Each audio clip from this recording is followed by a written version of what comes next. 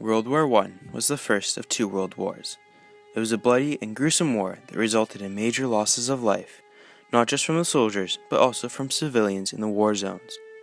World War I involved over half of the world's countries at the time, with 65 million men mobilized. The main battlefield was in Europe, on two fronts, one on the French and Belgian border, the other on the Russia-Germany border. Canada at the time was an independent country, but they were still very tied to Britain. A majority of the enlisters were English-speaking and had family living on the Isles. Some Canadians went to England to sign up, while others waited until Canada opened their doors to the enlisting stations. In October of 1914, the first group of the Canadian Expeditionary Force set out across the Atlantic to join Britain and France on the Western Front. The first group was made up of 50,000 men. Before the war started, in April 1894, my great-great-grandfather, Roy Philip Hutchison, was born in Toronto, Ontario. He later moved to Vancouver, where he worked as an auto mechanic and served 4 years with the Duke of Connaught's own regiment. In the militia, he mostly did training and field exercises, but without that training, Roy would be at a lower rank and possibly in a completely different role when war came around.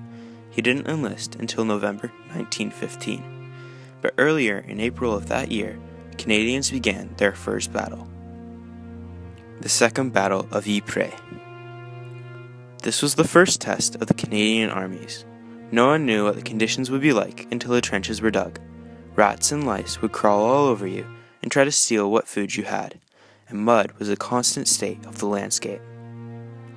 Every charge in the battle would result in you getting covered in mud, and your clothes would probably be soaked through. The Canadians were dug in along a stretch of land called Flanders Fields. Here many would die or become gravely injured. This is where that famous poem in Flanders Fields was written.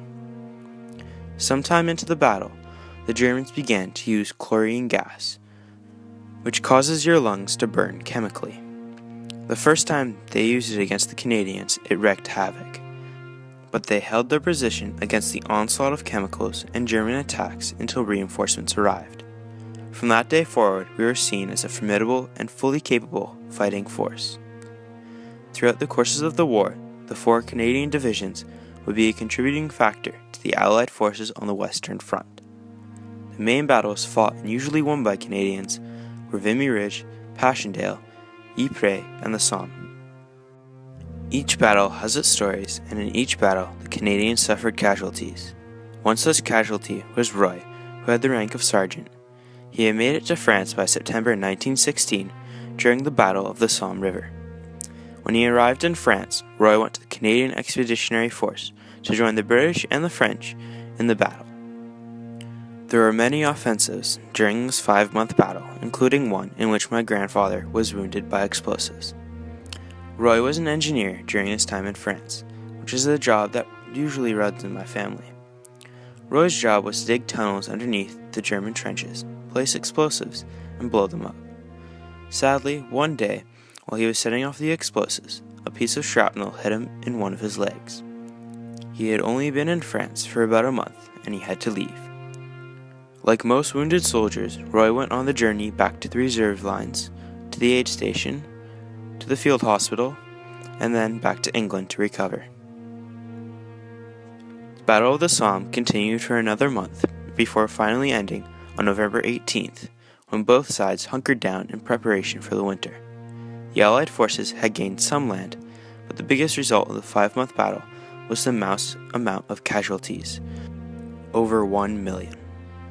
Roy Philip Hutchison recovered and rested for a couple of months in Britain before returning to the front in the late months of 1917. He finished the war and returned home with 2 medals.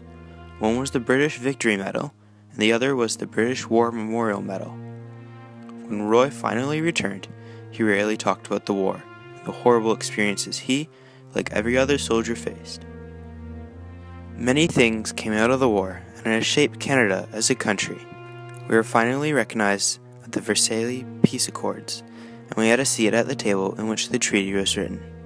Our military was praised for its actions, and our economy and society was forever changed. we were finally considered an independent and strong country. Many bad things came from the war as well. Over 35 million people died during the conflict. Mainland Europe, especially Belgium, was an utterly changed landscape. European countries had to recover economically, emotionally, and physically. And the world would never think of war the same.